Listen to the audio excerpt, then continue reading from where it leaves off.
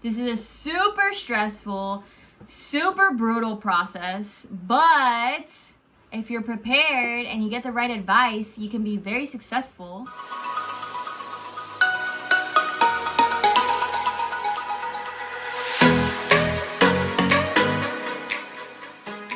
Hey y'all, I'm back, and today we're gonna be talking about applying to medical school. I have been getting a ton of questions on the MCAT application, whether you should apply MD or DO or both, how many schools I applied to, what my experiences were. So I figured why not make this vlog to break down the application process and the best tips that I have for you to be successful. Maybe in the future, I'll share an inside scoop on my application process and what my application looked like and exactly what I put on there. But today we're focusing on y'all, so let's get started. Okay, so the first thing is know the deadlines. There's different application processes for the MD and for DO. I applied to 5 MD schools and 3 DO schools. So I use both the MCAT application for the MD schools and the ACOMAS application for the DO schools. They're both very similar and they overlap a lot. Know the deadlines, whether you want to apply for MD or DO or both, you need to know the deadlines for them. The application opens in May for both of them, and you can input information, but you can't submit it until about a month later. So pay very close attention to those deadlines. Regardless of when the application opens, a lot of the applications for both MCAS and ACOMAS can be done ahead of time. You don't actually need to have access to the portal to be collecting the information that you need to input. The application deadlines vary for every school. Make sure you know which schools you're going to apply to ahead of time so you are aware of their deadlines. Okay, so the next thing I want to talk about is the medical school admissions requirements. This is called the AMSAR, and this is primarily accessible through the AAMC website. You can buy a 1-year subscription for $28 or a 2-year subscription for $36. I know a ton of people that used this when they were applying to medical school. I didn't buy it just because I felt like I could find a lot of these things through Google. It is nice to have because you just click the school and boom, all the stats pop up. You don't need to go through a bunch of different pages. So some people choose to invest in it. I decided not to. So you want to go ahead and make a list of the schools that you're going to apply to. You can apply to as many schools as you want, but I would say like the number one thing that people don't know is that you have to pay for every additional application. I call them fun coupons. You have to pay for the primary, and if they send you a secondary and decide to do a secondary, you also have to pay for that. So just be aware that the more schools you're applying to, the more money. And the more time, because you're gonna have to complete those applications for those additional schools. Okay, so what is the cost? Show me the money! This is like, I should have started with this because this is the number one thing that I did not know, how expensive medical school applications are. It's literally a joke. It's so expensive. So MCAS, which is the application to apply to MD schools, to process your primary application includes 1 school, right, to get it verified. That's $170. Then for every additional school that you add on is another $41. For ACOMAS, to get your application verified with that 1 school, it's $196. And then for every additional school that you add on, it's $46. If you're applying to 11 schools, you're paying $170 plus $410. So like 5 minutes later, $580. You know, it's really expensive, and that's just for the primaries. On top of that, you need to order your transcripts, which is another $10 to $15. And then the secondaries are different costs for every school. Every school sets their price, and most schools was around $30. Nova was $50, I remember. The DO schools tend to be more expensive, or private institutions tend to be more expensive. Not fair! So just be aware of that when you're applying. Third thing, okay, so now since I freaked you all out about how expensive it is to apply, and you're trying to count your coins over here. I wasted everyone's money, I wasted everyone's everything, and I feel bad. Let me tell you about another resource that is so valuable. Each of these programs, so AMCAS and ACOMAS, they both have fee assistance programs or fee waivers. Hallelujah! That's loud. So starting with AMCAS, if you are eligible for the fee assistance program and you qualify for it, they will give you some MCAT prep benefits. They will give you a discount for taking the MCAT. Instead of paying $320, you pay $130. You get a complimentary access to AMSAR, and you get a waiver for the MCAT application for up to 20 schools. That's literally $970 that you just saved.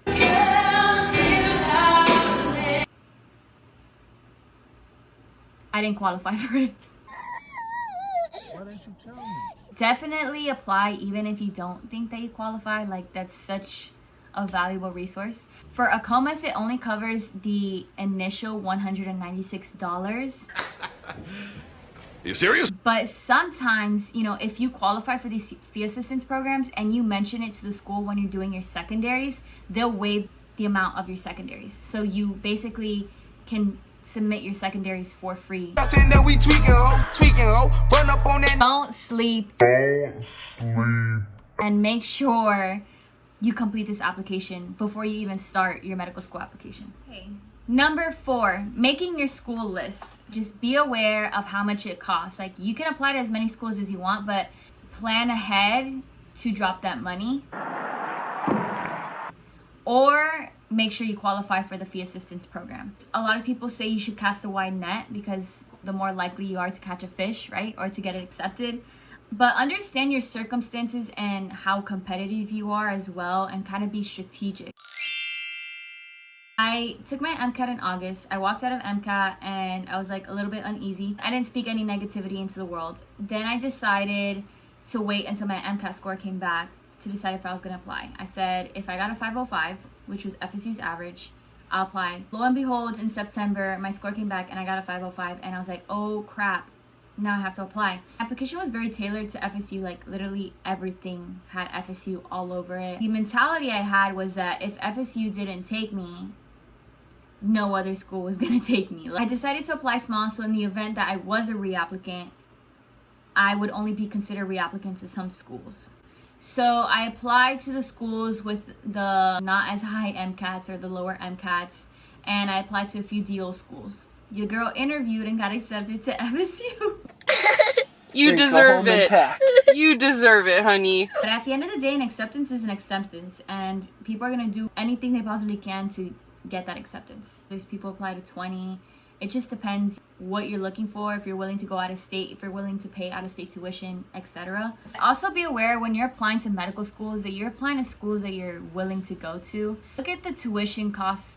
You want to be happy where you're going, so keep in mind the distance as well. Like, if you're somebody that doesn't like to fly, doesn't like to drive, don't go to a school across country from your family, because you're gonna go home for the holidays probably. You don't want to be busting a mission every single time. That's why I applied to mostly Florida schools, and that's why I wanted to stay in state, because I saved so much money that way. Now we're gonna dive into the AMCAS application, and it has 9 sections. This is very similar to the ACOMAS application. The ACOMAS application is broken down a little bit differently, but ended up copy and pasting a lot of my application from AMCAS to ACOMAS because it's so similar. So I'm gonna focus on the AMCAS application since that's the one that's most popular and the one that everybody's been asking me about. The AMCAS website is literally going to be your best friend. They have so many frequently asked questions, and like they have literally a manual to the application that answers probably any question you'll ever have. Look at the AMCAS website frequently because they always update their dates and stuff, or anything that happens is updated on there. For example, like the whole COVID-19, any updates related to COVID is on there. So just make sure you check that website. Okay, so I'm going to go ahead and break down these 9 sections. Starting with number 1, identifying information Number 2, schools attended. Number 3, biographic information. These 3 are very straightforward. The 4th section is coursework, and this is very tedious because you literally have to input every single class one by one. They also request for you to send your transcripts so they can verify everything that you inputted with what's on your official transcript. It's going to generate your cumulative GPA and your BCPM GPA, which is your biology, chemistry, physics, math GPA. Your work activity section is also known as like your 15 experiences. You don't need to complete all 15, but you have 700 characters for each of these. This is what it's going to ask for. You don't have to wait for the application to open to put this together. Take a screenshot of this, input it into your Microsoft Word, and start building this as you go through your experiences. So when it comes time to applying, you already have it all down and you can just copy and paste, and you'll be ahead of the game. A lot of schools are switching to this holistic approach where like I'm looking at your entire application of who you are entirely. So your extracurriculars and your shadowing and your volunteer is just as valuable as your GPA and your MCAT.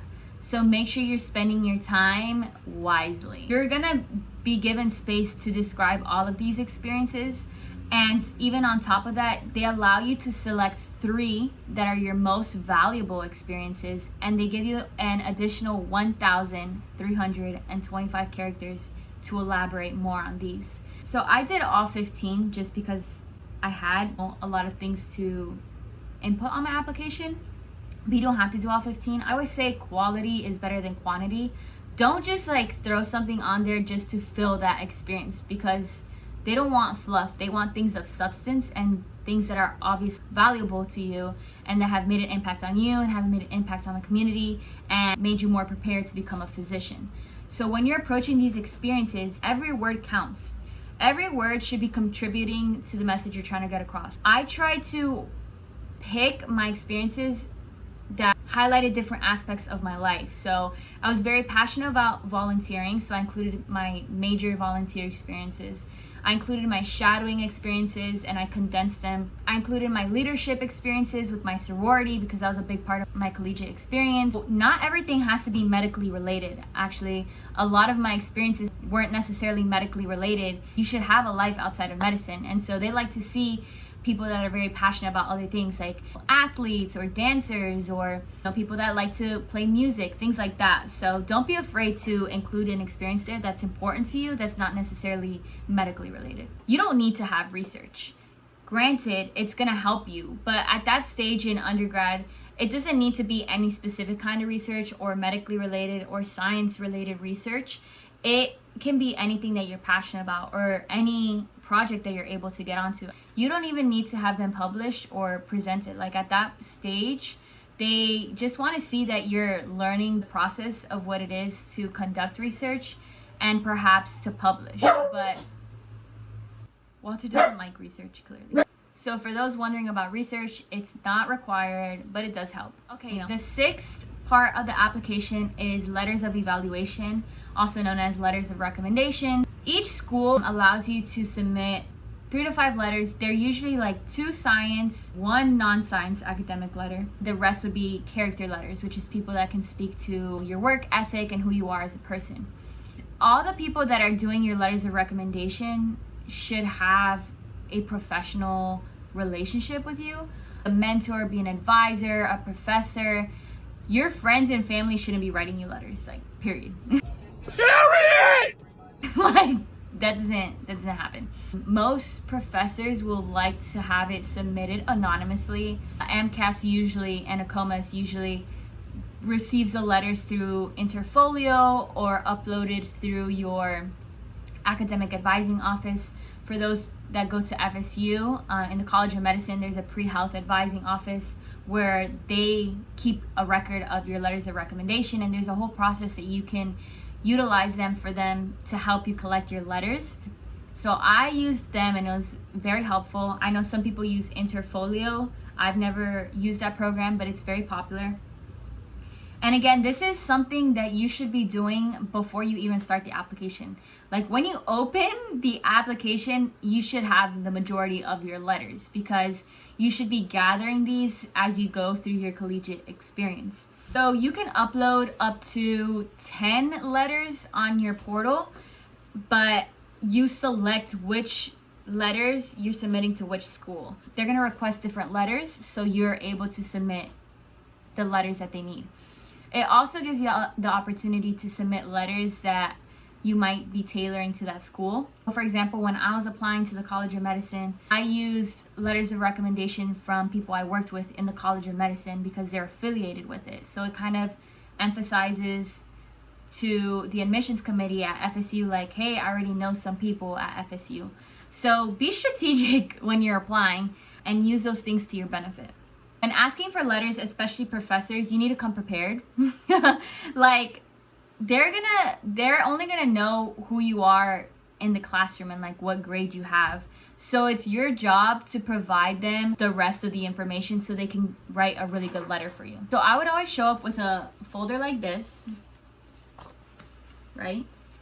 And I would have my name here, and inside the folder I would have a draft of my personal statement, a copy of my transcript, a copy of my updated resume, and the instructions on how to submit the letter of recommendation. I always included a deadline for when I needed it by, and I always made the deadline before I actually needed it, because your professors, they'll agree to write the letter and they'll get it to you by the deadline, but they won't start writing that letter till like 3 days before it's due. So you're gonna have to constantly message them and remind them and let them know, like, hey, if you need anything else, if there's any way I can make it easier for you, like, let me know. If you have any questions, let me know. If I could provide any more information to help you write this letter, let me know. You know, keep up with them. When you ask anybody to write you a letter, you're gonna ask them, can you write me a good letter? Like, not just a letter, because anybody can write a letter, but you want somebody that's gonna write you a good letter. If you make their life easier coming prepared,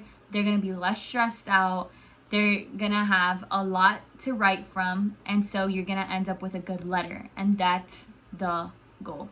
Also ask them early. You want to give them ample time, like you want to give them months to be able to produce this letter. Even if they decide to just write it 2 days before the deadline that you gave them, you want to give them months, because that's the professional thing to do, and they're doing you a favor, so don't make them feel rushed. You want to kind of start fostering this relationship early on and ask them when you already start showing signs that you're performing well in this course. And usually these professors, they usually have a list, and if you ask at the end, you're gonna be at the end of that list. You don't want to come back like 3 years later and message your biology 1 teacher being like, hey, do you remember me? Can you write me a letter of recommendation?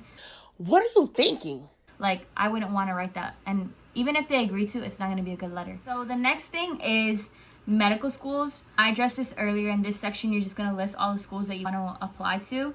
And you should already have this list generated when you're starting your MCAT application.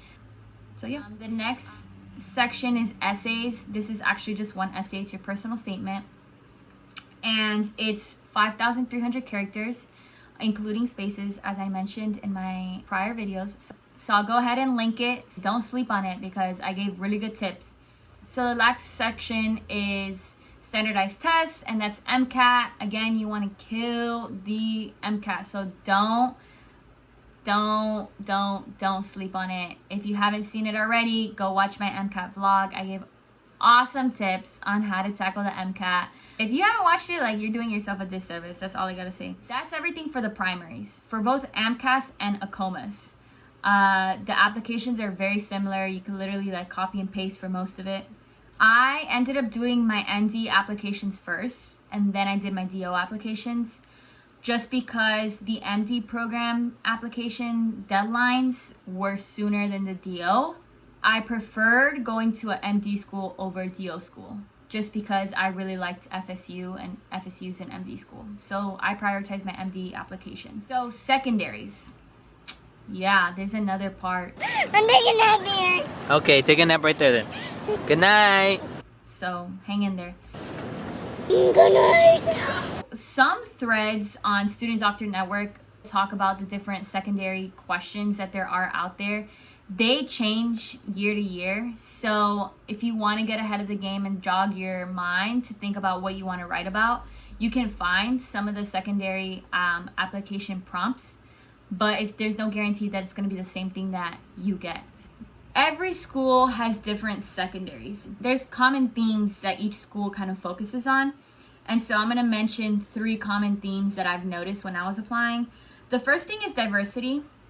And these schools in the secondaries, they'll ask, what can you bring to the school? Like, what makes you unique? What's different about you? What's different about your story? The second one is adversity. What challenges have you been through in your journey to medical school? And how did you overcome them? Emphasis on how you overcame them. They want to know, like, if things go wrong in medical school, that you're going to bounce back because they're investing in you and they want to know that you're going to succeed. And then the last one that I've commonly noticed is why our school? Like, why do you want to go there? Some schools have optional essays. You don't always have to do the optional essays. If it's a prompt or you still have something to say that you weren't able to include in any other part of the application, write something. And it always comes down to quality over quantity. Like, yes, you want to make sure they have a full picture of who you are as an applicant, but don't just write fluff to write fluff. There's also some schools that will ask you to elaborate on your academics. Remember, there was one school I applied to that requested that I explain why I got anything less than a B in my classes. And again, for these things, you want to emphasize on how you overcame those failures. Some schools also request headshots in their secondaries, so make sure you have one on hand ready to give. For your secondaries, all of them are going to have different word limits, so regardless of how much you're writing, make every word count. Every word needs to have value. Just like you did with your personal statement, you want to give your secondaries and your primaries, your 15 experiences, to somebody that is a grammar police, to somebody that can read through it and catch any mistakes and just make sure it's perfect before you submit. Yes, you're pressed to get it in as early as possible because the earlier you get it in, the more spots there still are available to be offered to you. Yes, get it in as soon as possible, but make sure it's perfect. You want to keep a record of your login IDs for the MCAT and ACOMAS. Like, keep it on hand because it's important. And you want to keep a running list of deadlines and make sure you're on top of it. How you are from not here. When you receive secondaries, I kind of go by submitting them in the order that I received them. Granted, prioritize the schools that you really want to go to. Don't let rejection get the best of you. Speak positively, keep positive vibes, pray a lot while you play the waiting game. It's very stressful. It's a very brutal process, to be honest. While you wait, buy a suit. Positive mindset. You're gonna get an interview. It's never too early to prep for that. So while you wait, be productive. Also celebrate your successes, no matter how small they are. But also recognize that this is a brutal process and there's only so many spots to be offered. So there is going to be a lot of people in the same boat as you applying and playing the waiting game. Lift other people up and just be compassionate because it is a rough process. All right, so that's the end of my video. I really want to thank you for watching this whole video in its entirety. If you did, I hope it really helped and I hope there's a lot of tips and golden nuggets in here that you feel you really benefited from. I also really hope that this relieves some stress and some anxiety and any uncertainties that you had about purchasing the MCAT or the ACOMAS application. Don't forget to like, subscribe, comment, and share. And turn on your notifications because I'm going to continue to release more vlogs and more helpful tips. I'm always interested in what you guys have to say and what content you want to hear. So good luck on your applications for everybody in the upcoming cycle. Congratulations to everybody that has been accepted.